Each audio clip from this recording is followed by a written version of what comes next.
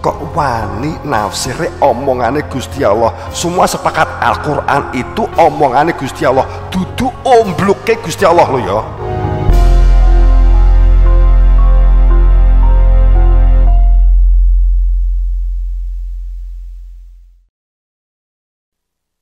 Permasalahannya kan begini, Nabi Adam kemudian mengajarkan tentang tauhid kepada siapa yang antumul fuqara ilallah, bagi siapa yang meminta ilmu, kemudian nyuwun ilmu.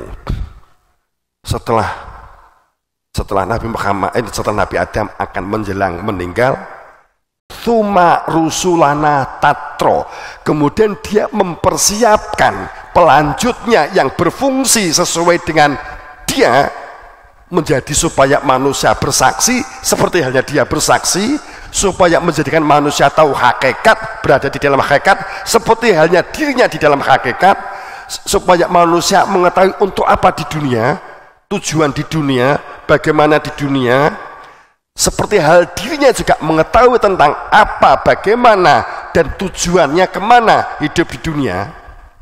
3. Disiapkan. Tapi ini bukan kehendak Adam, ini kehendak Tuhan.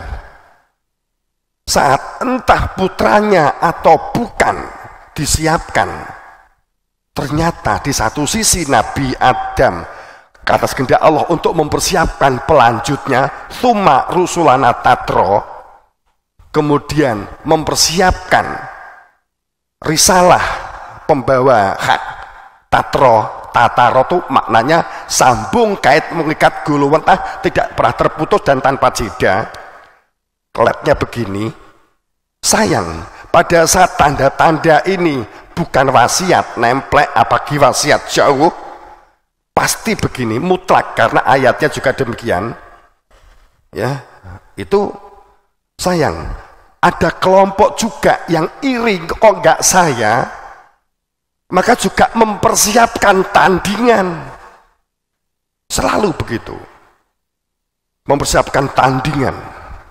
Nabi Adam sedo yang melanjutkan, seharusnya jamaah yang sejamaah dengan Nabi Adam itu langsung dikompori. Kamu ingat debatnya iblis? Akan saya jadikan orang-orang ini semua menentangmu ya Allah, kecuali yang mukhlisin, yang mukhlasin. Mukhlasin itu apa? Ojo mbok maknai ikhlas. Mukhlasin itu orang yang suci, ada mim, karena ada sang penyuci, gitu loh. Maka dia dikatakan bahwa kecuali orang yang mukhlasin.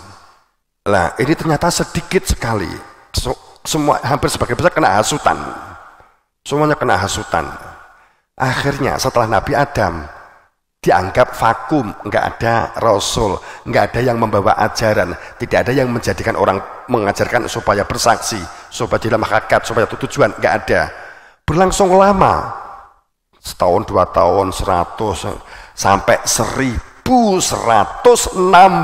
tahun kemudian, orang mulai teriak-teriak, ya Allah, kahanan ini rusak ya Allah, mohon datangkan Rasul di antara kami seperti dulu mbah kami Nabi Adam, sehingga orang-orang yang zaman Nabi Adam dapat petunjuk seperti kami menginginkan, seperti orang-orang yang sejaman dengan Nabi Adam.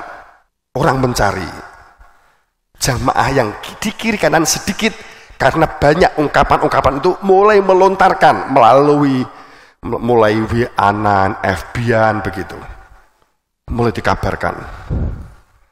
Kemudian Idris kemana-mana Idris, makanya Nabi Idris muncul, kan begitu. Setelah Nabi Idris mempersiapkan, karena jasadnya juga harus meninggal dunia, mempersiapkan, tidak diterima lagi. Akhirnya setahun, 2 tahun, 10 tahun, 100 tahun, 200 tahun, 360 tahun mempersiapkan kembali. Orang sudah nggak kerasan, gini. Begitu terus, begitu lagi. begitu lagi, begitu lagi. Jadi antara Nabi Adam sama Nabi Idris 1200 tahun. Ini bukan berarti ini vakum, nggak ada utusan, nggak ada rasul, enggak. Ayatnya nggak begitu, teman-teman. Terlalu banyak ayat yang justru menunjukkan selalu ada, itu banyak tur kebangetan gitu loh. Makanya tolong mundur, cantiknya kebangetan kan gitu. Kan itu tuh. Lah ini pada saat beruntun. Sekarang sama. Setelah Nabi Idris sedo, kemudian 400 tahun kemudian Nabi Nuh sedo, Nabi Hud kan gitu. Biasanya senggawe tandingan itu pinter-pinteran membuat tulisan. Buku kitab kan itu. Kan itu faktanya kan ya. Nah, kenapa kok harus ada baiat? Karena agama ini bukan agama kitab, bukan agama tulisan, bukan agama angan-angan, bukan agama kepercayaan, bukan agama intuisi, bukan agama anggapan. Artinya begini, kebenaran, kehidupan yang berada di dalam kepastian, dan supaya kehidupan itu berada di dalam kepastian, kepastian tujuan, kepastian metode, kepastian sistem, kepastian mekanisasinya, kepastian teknisnya, kepastian tujuan kemana kita membutuhkan kepastian. Manakala tidak, maka ketidakpastian, ambigu, kompleks, dan dinamis kita gonjang-ganjing. Supaya dalam kepastian. Itu yang diminta oleh setiap dari diri kita. Kepastian ini. Nabi Isa yang ditunjuk nggak diakui. Di dalam Lukas tersebut, saya sudah mempersiapkan sang penghibur bagi kalian. Sebutannya entah bahasa Ibraninya seperti apa, tapi kalau di dalam Injil sekarang tertulis ada penghibur yang menjadikan kamu itu di dalam rumah Tuhan. Tapi kamu tolak penghibur yang datang dariku itu, kan gitu. Lah, sama. Di Bhagawat banyak banget malah. Bhagawat itu tauhid banget. Bhagawat itu sebenarnya apa? Yang menulis orang Hindu. Bukan loh aslinya. Tapi kena dibuka geger aku dimusuhi wong akeh kok ya. Iya, enggak usah lah gitu ya. Tapi sebenarnya harusnya malah bangga sih sebenarnya. Jadi pada saat kita membuat tandingan, kemudian titik tertentu jenuh. Kapan ya Imam Mahdi turun? Kapan ya Satrio Beningit turun? Kapan Nabi Isa turun? Kapan Ratu Adil? Kan gitu. Akhirnya sakit tinggi ngapusi awakmu. Tinggi ngapusi. Itu sakit tinggi. Kowe kan kapusan kowe. Ratu Adil, engko kita di presiden, iki Ratu Adil kan gitu. Karena nggak tahu, dikira Ratu Adil itu perkara menungsone. Sorry. Jadi dikira Ratu Adil, Imam Mahdi dikira manusianya. Bagi yang tahu mau cengar-cengir. Wedi ngarepku ngomong sak miliar nggak ada pengaruhnya. Jadi pada saat dikira Ratu Adil, Satrio Beningit, Nabi Isa, Imam Mahdi itu dikira masalah menungsone gitu loh. Ya menungsone sopo-sopo, tapi intinya duwe hak lan wenang tentang adanya sebuah risalah tentang ajaran. Pasti mengenal Tuhan, pasti mengenal akhirat, pasti mengenal jati diri menungso gitu loh. Deblaknya kan begitu. Nek enggak ya bohong Ratu Adil. Nek mung dicakatan Satrio Beningit, sok nek dadi presiden mesti tentrem. Ya, dadi mbel gedes. Gitu loh. Ngawur itu namanya gitu loh. Ya karena kepentingan politik sih.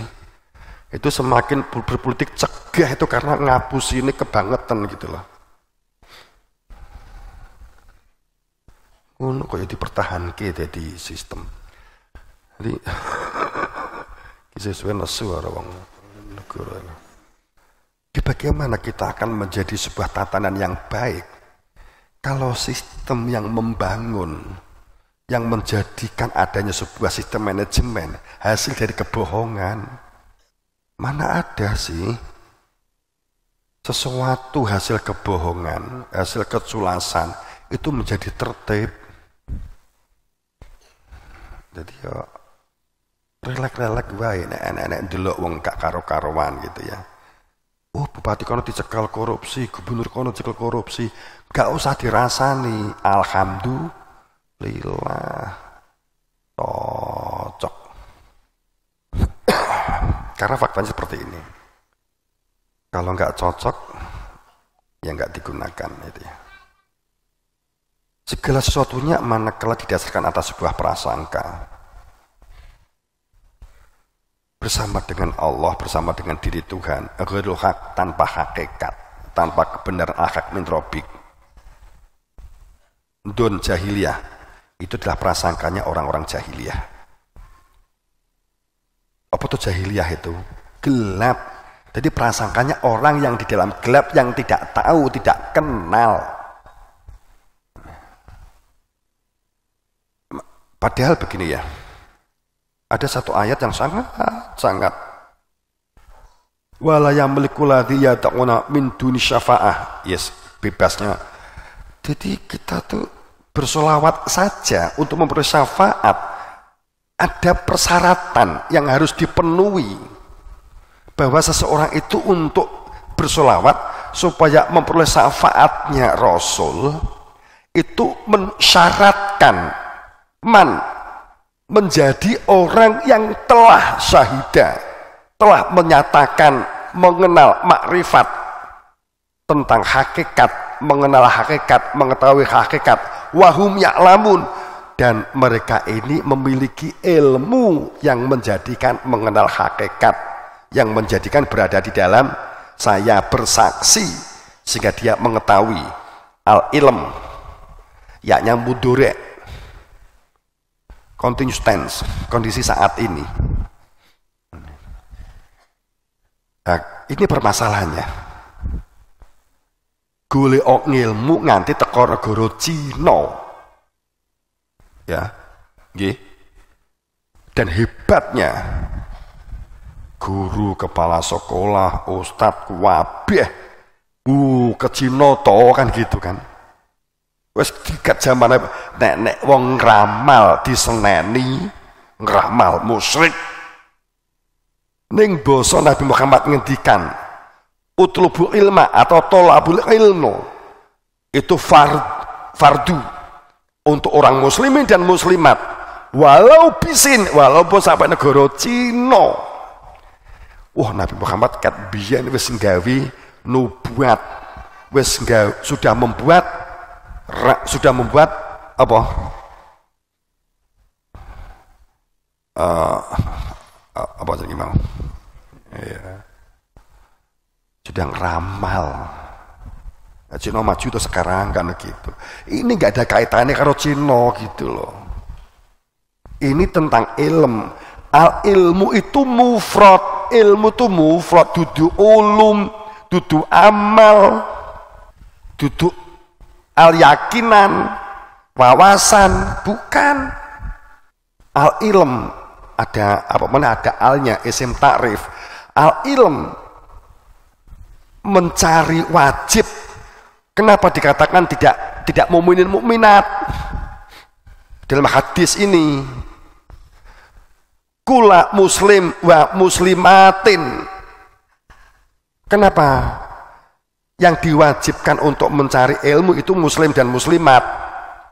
Mergo nek muslim itu belum tentu dia telah berada di dalam bersaksi tentang iman, keberadaan Tuhan. Tapi nek mukmin itu sudah dalam bersaksi. Itu bedanya. Kowe orang belum punya keluarga, cek bujang utawa cek gadis, kamu punya perilaku Islam tentang kehidupan. tapi belum punya iman karena belum punya pasangan. Tapi perlakuannya podo. Dalam hal ini tentang Tuhan, makanya diperintahkan untuk mencari ilmu, ilmu yang menunjukkan keberadaan Tuhan. Al-ghaib itu orang Muslim. Muslim itu maknanya selamat, duduk Muslim dan pengertian kopiah duduk. Tak bulan balen aku curiga nek gak dianu gitu lho marai. Mergo kadung diarani Islam itu wis identik karo iki. Nek gak nganggo kopiah ki wis duduk kiai. Wong bakul pecel. Itu masalahnya. Thalabul ilmi faridatun ala kulli muslimin wa muslimat. Ilmu tentang keberadaan Tuhan. Makanya ini ada sebuah cerita kisah di zaman Nabi Muhammad. Sebenarnya ini kisah ini sebenarnya ada sebelumnya juga ada gitu ya. Ada. Jadi selalu ada orang yang memiliki kepentingan yang sangat kuat untuk tidak menerima keberadaan kebenaran itu sama dengan ada orangnya, itu selalu ditolak. Apalagi pada saat hujah-hujah sanad silsilah itu ternyata setelah Nabi Muhammad wafat, siapa yang akan melanjutkan yang mengajarkan tentang tauhid itu ditolak. Ya, itu ditolak. Kemudian yang menolak mempersiapkan sedemikian rupa. Tulisan-tulisan itu jangan sampai kepada orang yang ditunjuk Nabi Muhammad sebagai hak wenang sah. Kulam tu minu.